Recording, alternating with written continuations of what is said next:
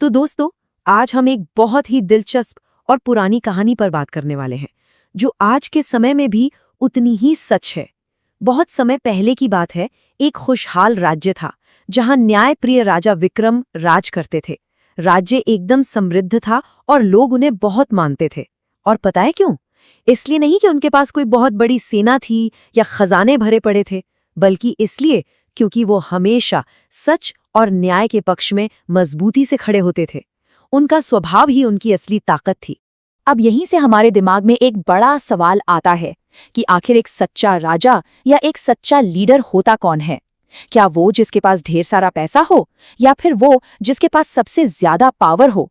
दुनिया तो अक्सर इन्हीं चीजों से महानता को नापती है ना? लेकिन आज की ये कहानी हमें लीडरशिप के एक बिल्कुल अलग ही पहलू की तरफ ले जाती है। एक ऐसा पहलू जो सत्ता से नहीं बल्कि इंसान के किरदार यानी उसके कैरेक्टर से जुड़ा है। तो होता कुछ यूं है कि राज्य में अचानक एक खबर जंगल की आग की तरह फैल जाती है। पता चलता है कि जंगल के पास एक रहस्यमयी गुफा है और रात के अंधेरे में वहां से एक अजीब सी चमकती हुई रोशनी आती है। अब जाहिर सी बात है, ऐसी अनजान चीजों को देखकर लोग डरेंगे ही। पूरे राज्य में खौफ का माहौल बन गया। लेकिन राजा विक्रम ने क्या किया? उन्होंने अफवाहों से डरने के बजाय सच का पता लगाने की ठानी और बस अपने कुछ सबसे भरोसेमंद सैनिकों के साथ वो उस रहस्य को सुलझाने जंगल की ओर निकल पड़े। जैसे ही वो गुफा के अंदर पहुंचे तो आप सोचेंगे कि वहां कोई खतरा होगा। जी नहीं, उनका सामना हुआ एक बूढ़े साधु से। साधु ने बताया कि भाई, ये जो रोशनी है ना, ये किसी जादू टोने की नहीं, बल्कि गुफा में छिपी एक जादुई मणि की है। और ये कोई आम खजाना नहीं था, साधु खुद उसकी रक्षा कर रहे थे। इस मणि को पाने की एक बहुत ही सख्त शर्त थी। ये सिर्फ उसी इंसान को मिल सकती थी जो पूरी तरह से सच्चा, ईमानदार और एकदम निडर हो। मतलब ये सिर्फ एक खोज नहीं, बल्कि किसी के चरित्र का एक बहुत बड़ा टेस्ट था। अब बात यह है कि इस मणि तक पहुंचना कोई बच्चों का खेल नहीं था। साधु ने साफ कर दिया कि इस नायाब मणि को पाने के लिए 3 बेहद कठिन परीक्षाओं से गुजरना होगा। पहली, अपने डर पर जीत हासिल करना। दूसरी, लालच से खुद को बचाना। और तीसरी, सबसे खास, अपने अंदर की दया और करुणा को साबित करना। ये कोई फिजिकल टास्क नहीं थे, बल्कि ये एक इंसान की आत्मा को परखने वाले पैमाने थे। अब ये देखना वाकई बड़ा एक्साइटिंग है कि राजा विक्रम इन सब का सामना कैसे करते हैं। तो चलिए देखते हैं पहली परीक्षा को। चुनौती थी डर का सामना करना। जैसे ही राजा गुफा में और अंदर गए, अचानक से भयानक और डरावनी आवाजें गूंजने लगीं। एकदम रोंगटे खड़े कर देने वाला माहौल। कोई भी आम इंसान होता ना तो उल्टे पैर भाग खड़ा होता, लेकिन राजा विक्रम वो बिल्कुल शांत रहे। उन्होंने अपनी घबराहट को खुद पर हावी नहीं होने दिया और बिना डरे आगे बढ़ते रहे। यही तो निशानी है एक सच्चे लीडर की, मुश्किल वक्त में भी अपना बैलेंस बनाए रखना। अब आती है दूसरी परीक्षा, जो कि लालच से बचने की थी। अचानक राजा के सामने सोने और चांदी के बड़े बड़े ढेर आ गए। सोचिए, एकदम से इतना सारा खजाना। इस तरह की दौलत अच्छों का ईमान डगमगा देती है। पर यहाँ सबसे दिलचस्प बात यह है कि राजा विक्रम ने अपने संयम और कैरेक्टर को चुना। उन्होंने उस खजाने को छुआ तक नहीं।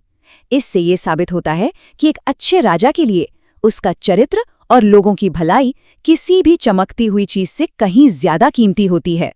वो बड़ी परीक्षाओं को पार करने के बाद अब बारी थी तीसरी और सबसे अहम परीक्षा की। राजा जैसे ही थोड़ा और आगे गए तो उन्होंने देखा कि रास्ते में एक घायल हिरण पड़ा है। बेचारा दर्द से तड़प रहा था। अब ये मोमेंट ना बहुत ही क्रिटिकल था। एक तरफ थी वो जादुई मणि जिसके वो एकदम करीब थे, और दूसरी तरफ था वो बेजुबान जानवर। ये परीक्षा पूरी तरह से करुणा और दया की थी। और पता है राजा ने क्या किया? उन्होंने एक पल के लिए भी नहीं सोचा। उन्होंने अपना वो जो बड़ा लक्ष्य था ना, उस मणि को पाने का, उसे साइड में रख दिया और सबसे पहले उस घायल हिरण की मदद की। उन्होंने दुनिया को दिखा दिया कि किसी भी जादुई इनाम को जीतने से कहीं ज्यादा जरूरी एक जान को बचाना है। यही वो असली करुणा है जो किसी को भी महान बनाती है। कमजोर की रक्षा करना, लीडरशिप की इससे बड़ी मिसाल और क्या हो सकती है?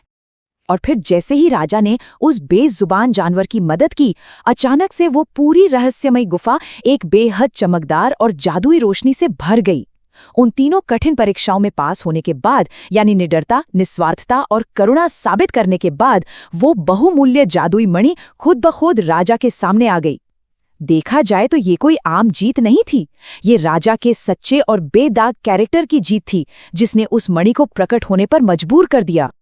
उसी वक्त गुफा में मौजूद वो बूढ़े साधु मुस्कुराए और उन्होंने एक ऐसी बात कही जो आज भी एकदम सटीक बैठती है। उन्होंने कहा, सच्चा राजा वही है जो साहसी, ईमानदार और दयालु हो। ये सिर्फ एक लाइन नहीं है दोस्तों, ये लीडरशिप का सबसे बेसिक उसूल है। राजा विक्रम ने अपने एक्शन से ये साबित कर दिया था कि वो सिर्फ गद्दी पर बैठने वाले इंसान नहीं हैं, बल्कि अपने असल गुणों की वजह से उस पद के सच्चे हकदार हैं।